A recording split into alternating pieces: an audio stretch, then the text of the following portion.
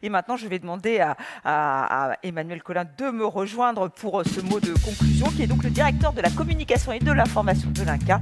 Il nous rejoint pour clore donc ce colloque. Voilà. Je vais vous demander de l'applaudir aussi. Merci beaucoup. Merci à vous.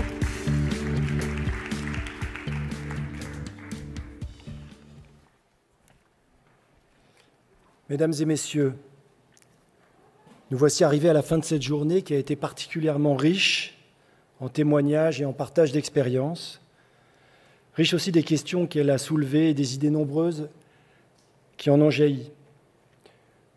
Une journée riche de votre présence à vous qui êtes ici à la Cité des Sciences et de l'Industrie, et à vous, alors je ne sais pas exactement où regarder, mais à vous qui nous suivez par le biais de la retransmission sur Internet.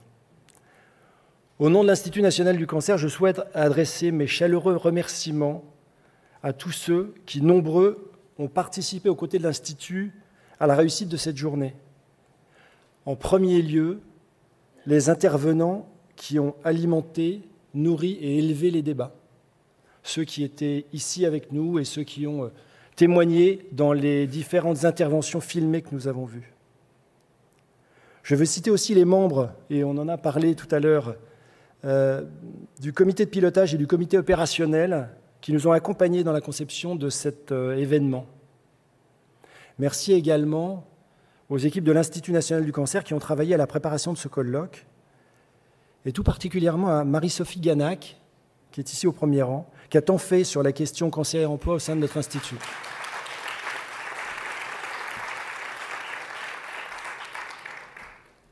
Merci aussi à Estelle Martin, qui a assuré avec brio l'animation de cette journée. Alors, on peut aussi l'applaudir. Merci enfin à la Cité des Sciences et de l'Industrie qui nous a accueillis en ces lieux et qui a eu cette formidable initiative de l'exposition cancer à laquelle vous serez invités dans quelques minutes. Cette journée nous l'a rappelé, conjuguer cancer et vie professionnelle est un défi d'envergure qui exige une mobilisation de tous. Des initiatives porteuses d'espoir ont été présentées, mais elles ne sauraient masquer les très nombreuses voies de progrès qui nous restent à explorer. En premier lieu, et ça a été dit ce matin, je reprendrai cette expression que j'ai trouvée extrêmement parlante, il nous faut faire connaître de manière massive, c'est le terme qui a été utilisé, je le trouve important, il nous faut faire connaître de manière massive qu'il existe des dispositifs d'accompagnement. Au niveau des entreprises, tout d'abord, il nous faut les encourager et les aider, en particulier les très petites entreprises et les PME, à accompagner leurs collaborateurs. Aujourd'hui encore, l'accompagnement des salariés touchés par la maladie reste rare. Selon un sondage que BVA a réalisé pour l'Institut national du cancer, seuls 3% des organisations reconnaissent avoir mis en place des mesures spécifiques pour les salariés atteints de cancer. En cause, non pas une manque de volonté des dirigeants ou de leurs équipes, mais bien souvent la peur d'évoquer la maladie au sein de l'entreprise. Nous l'avons vu ce matin de manière poignante lors de la conférence théâtralisée. La méconnaissance des dispositifs existants, leur relative complexité de mise en œuvre et parfois aussi le manque de dispositifs adaptés. C'est pourquoi nous ne devons pas hésiter à réfléchir aussi à l'évolution des dispositifs existants. À titre d'exemple, le temps partiel thérapeutique doit évoluer pour mieux répondre aux besoins des salariés, sans pour autant déstabiliser les entreprises. Sur ce sujet précis, les discussions avec la Direction générale du travail ont été engagées.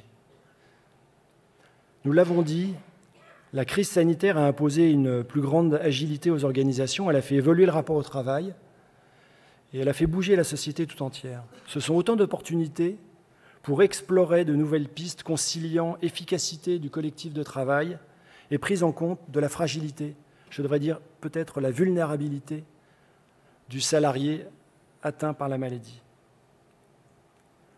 Nous devons également faire en sorte que les professionnels de santé soient eux aussi mieux sensibilisés.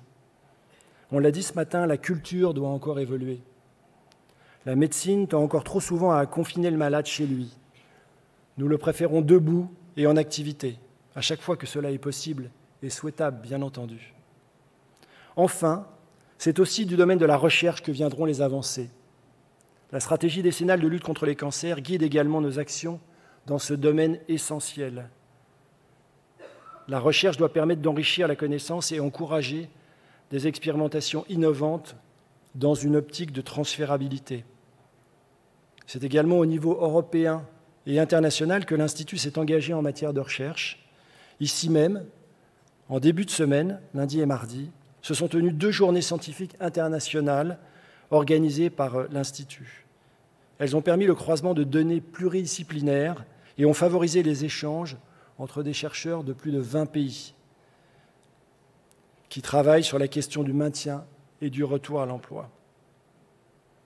Face à l'enjeu immense que représente l'impact d'un diagnostic de cancer sur la vie, y compris sur la vie professionnelle, c'est collectivement que nous réussirons à avancer. Patients, aidants, structures associatives, acteurs du monde de la santé et de la recherche, entreprises, organisations, décideurs politiques et économiques, mais aussi opinion publique.